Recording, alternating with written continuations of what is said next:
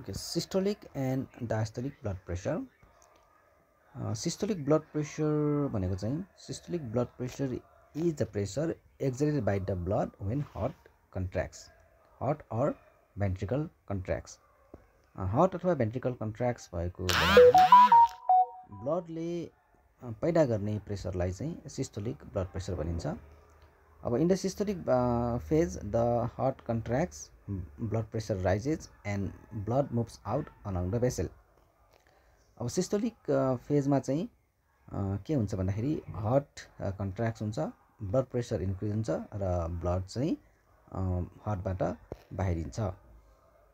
र नर्मल पर्सनमा, normal healthy पर्सनमा सिस्टोलिक ब्लड प्रेसरको भ्यालु चाहिँ 120 देखि 140 मिलिमिटर अफ एचजी हुन्छ. Similarly, diastolic blood pressure.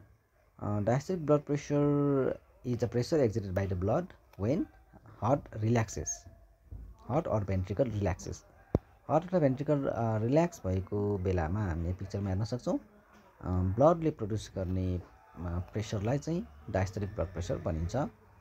र in diastolic phase the heart relaxes, blood pressure falls and the blood fills the heart. Diastolic blood प्रेसरको फेजमा चाहिँ के हुन्छ त, हार्ट रिल्याक्स हुन्छ, ब्लड प्रेसर चाहिँ घट्छ र ब्लड चाहिँ हार्टमा गएर फिल हुन्छ. र नर्मल हेल्दी पर्सनमा डायस्टोलिक ब्लड प्रेसरको भ्यालु 60 देखि 90 मिलिमिटर अफ एचजी हुन्छ. Okay, thank you.